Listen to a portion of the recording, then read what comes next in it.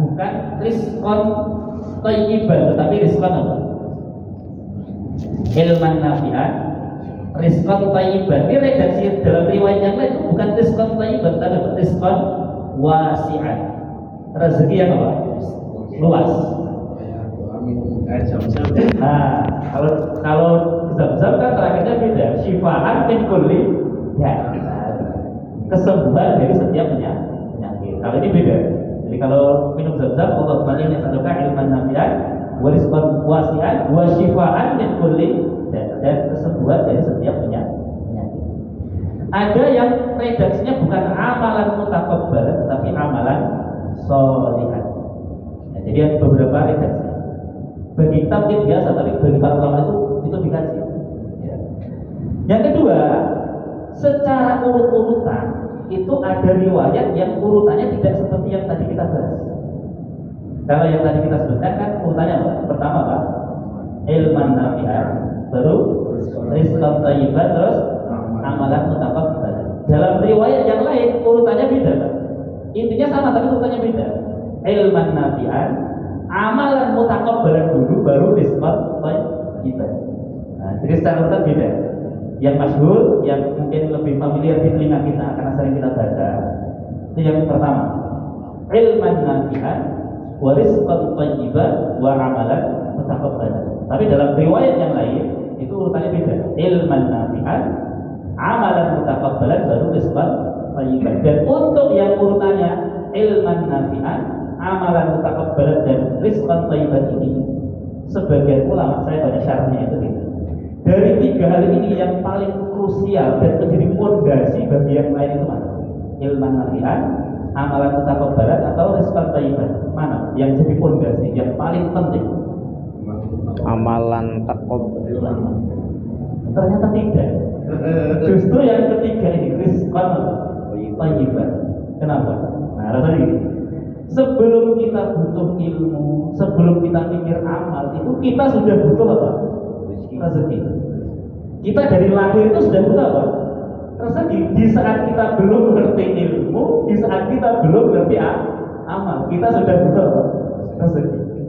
Dan makanya ada yang ini siapa saja pendapat ulama, walaupun secara umum tetap mayoritas ulama mengatakan ilmu itu yang paling apa? Penting. Ini sudut pandang saja. Ya. Kenapa kok rizki ditaruh di terakhir? Ini bukan berarti itu yang paling nggak penting, tidak. Justru rizki ditaruh yang paling belakang itu untuk menjadi penentu. Misalkan gini, ilmu itu nggak mungkin manfaat, amalmu nggak mungkin diterima kalau rezekimu tidak baik. Contoh gini, kalau orang ilmunya banyak, berarti dia jadi orang alim, ya kan? Orang alim. Orang itu kalau amalnya banyak, berarti dia soleh. Nah, kalau rezekinya baik, potensi dia dapat rezeki yang baik itu jadi orang kaya. Misalnya gini, ada orang alim, soleh, ternyata rezekinya bukan dari sumber yang halal. Kira-kira ilmunya manfaat atau tidak? Amalnya diterima atau tidak? Tidak akan diterima. Jadi fondasi dari ketiga hal tadi itu adalah rezeki yang baik. Misal antum dikasih pertanyaan, kan minta tiga kan? Minta ilmu yang manfaat, minta rezeki yang baik, minta amal yang diterima. Minta jadi orang alim, jadi orang soleh, jadi orang kaya. Misalnya ini, antum hanya boleh memilih satu. Pilih yang mana? Kaya. Mesti kaya. Itu sesuai dengan apa? Kodrat. Fitrah manusia. Serius, betul. Alim, soleh atau kaya? Mesti pilih ya? Kaya. Dan ada cerita ya, bukan hadis, bukan apa, cuma cerita saja. Bisa jadi Israiliyat, tapi ada kitabnya. Nah, tapi saya nggak tahu sumbernya. Ya, nggak tahu sumbernya itu benar atau tidak, tahu. Tapi ini pernah disampaikan oleh seorang dai. Nanti di akhirnya orang alim, orang soleh, orang kaya, yus, anggap saja semuanya masuk surga. Kira-kira yang lebih dulu masuk surga apa? Alim, soleh, kaya. Kemungkinan besar itu orang alim. Nah, jadi orang soleh ditanyai, kamu bisa jadi orang soleh punya amal banyak itu taunya dari mana? Ya, dari guru, orang alim. Jadi orang alim lebih utama. Seorang kaya juga sama, kamu kaya punya banyak harta, ngerti yang halal yang haram, taunya dari mana? Dari orang alim. Akhirnya orang alim itu dipersilakan untuk lebih dulu masuk surga. Ternyata orang alim itu juga enggak. Kenapa?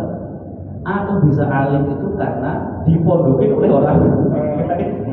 Banyak itu kan, serba suka itu kan, dipondokin oleh orang. Ini cuma cerita, enggak fakta ya. Tapi kalau dalam hadis tetap orang kaya itu belakang, orang miskin ya, yang miskin. Baik. Cuma cerita saja. Jadi ada sebagian ulama yang mensyarat karena tadi redaksi hadisnya itu beda-beda, urutannya juga berbeda. Ada yang urutan normalnya yang masyhur itu ilman nafi'an, rizqan thayyiban, amalan mutaqabbal. Tapi ada hadis redaksinya urutannya enggak gitu. Ilman nafi'an, amalan mutaqabbal baru rizqan thayyiban. Nah, kenapa kok rizqan thayyiban diletakkan di akhir? Ini bukan menunjukkan ini berarti yang paling tidak penting, enggak. Justru di akhir ini yang paling penting karena menjadi penentu. Bagaimana ilmu manfaat, bagaimana amal diterima kalau rezeki itu tidak baik. Berarti itu yang menjadi penentu rezeki tidak baik. Baik, jadi Nabi beliau menurut kesaksian dari istri beliau Ummul Mukminin Ummu Salamah radhiyallahu anha, setiap sholat subuh, selesai sholat subuh beliau membaca Allahumma ya Allah, ini sesungguhnya aku as'aluka, meminta kepadamu satu ilman nafi'an. Jadi beliau tidak hanya meminta ilmu, tetapi ilmu itu disifati dengan apa? Nafi'an, yang bermanfaat. Berarti ada ilmu yang bermanfaat, ada ilmu yang tidak bermanfaat. Lalu apa tolak ukur suatu ilmu itu disebut manfaat? Ada ilmu yang disebut tidak bermanfaat. Tolak ukurnya apa? Patokannya itu apa? Jadi antum jangan terjebak pada istilah. Ya. Istilah ini ilmu agama, ini ilmu apa bukan? Agama. Ini ilmu dunia, ini ilmu apa? Akhirat. Bukan itu patokannya. Jadi contoh begini, antum yang belajar tafsir, apakah ini mesti menjadi ilman nafi'an? Terus ada yang belajar misalnya tentang insinyur misalnya, jadi insinyur belajar tentang engineering misalnya. Apakah kita bisa langsung mengatakan ini ilmu yang tidak bermanfaat? Itu orang umur itu. Dia malah kan? Jadi gini, katakannya gini. Ilmu itu hanyalah sarana atau wasilah. Sarana atau wasilah. Jadi nanti yang menjadi penentu apakah ilmu itu manfaat atau tidak adalah tujuan yang mau dicapai dari ilmu. Ibarat ilmu itu kendaraan. Ini mau dibawa kemana? Kalau tujuannya untuk ibadah, untuk mendekatkan diri kepada Allah, supaya lebih memahami Al-Quran misalnya, supaya bisa nolong orang lain misalnya, maka ilmu ini akan menjadi ilman nafi'an. Contoh, saya belajar tafsir, biar apa? Biar bisa semakin memahami Al-Quran.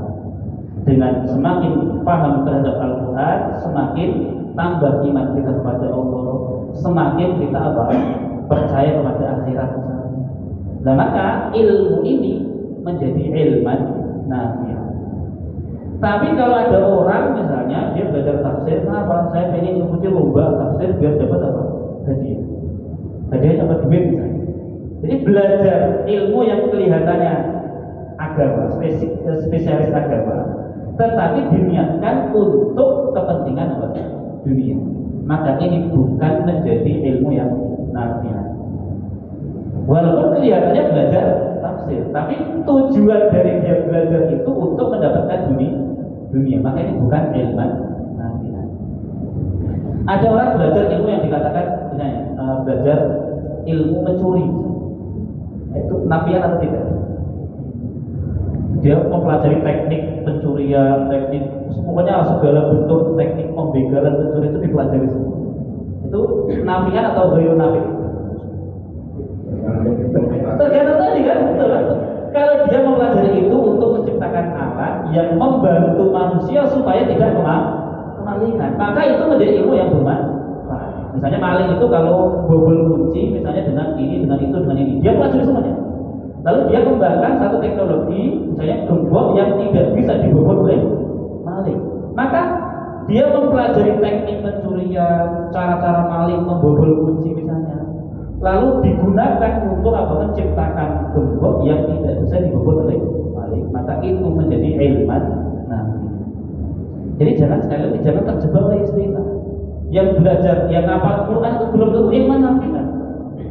Yang belajar ilmu kedokteran bisa jadi ilmu nafi', tergantung mau kemana. Karena sekali lagi ilmu itu adalah sarana atau wasilah. Yang menjadi penentu apakah ilmu itu bermanfaat atau tidak adalah tujuannya. Nah, niatnya mau kemana? Ya, termasuk niat dan tujuannya. Ya, niat dan tujuannya. Ya, belajar agama, belajar balaghah misalnya, biar bisa paham Al-Quran, maka ilmu nafi. Tapi kalau belajar balaghah untuk keren-kerenan, biar dia kepinter, biar itu bukan ilmu yang nafi. Itu ya, jadi jangan kemudian kita terjebak pada istilah tadi. Lalu bapak merasa agak pede, wah aku selama ini cuma belajar engineering, belajar matematika, terus langsung merasa itu tidak belum. Kalau itu digunakan untuk kebaikan, untuk membantu orang, memudahkan orang beribadah, maka akan menjadi ilmu yang bermanfaat. Kayak Salman Al-Farisi benar. Dulu yang usul penggalian tarik ketika perang Khandaq itu ya Salman Al-Farisi. Nah, tekniknya kan itu tidak ada kaitannya dengan apa? Agama, tapi menjadi ilmu yang bermanfaat, bisa digunakan untuk menolong kaum muslimin saat perang. Itu siasat, ya, siasat. Yang pertama, ilman nafi'an. Nah, ketika Nabi membaca doa ilman nafi'an ini, berarti secara tidak langsung ada perintah bahwa menuntut ilmu itu harus setiap hari. Karena itu 3 hal tadi itu target harian. Jadi untuk mendapatkan ilmu, ya tentu harus ada kombinasi. Satu, kita berdoa meminta kepada Allah. Yang kedua juga harus ada ikhtiar dari kita. Nggak percuma untuk minta ilmu tapi nggak pernah ngaji, nggak pernah belajar. Yang bisa Allah ngajari tanpa ilmu, namanya ilmu laduni itu ada. Kayak Nabi Khidir misalkan, wa 'allamnahu min ladunna ilma. Kami ajari Khidir itu dari ilmu dari sisi kami. Itu bahasa kitanya ilmu laduni. Itu bisa. Nah, jadi aku tiba-tiba pinter itu bisa, Pak.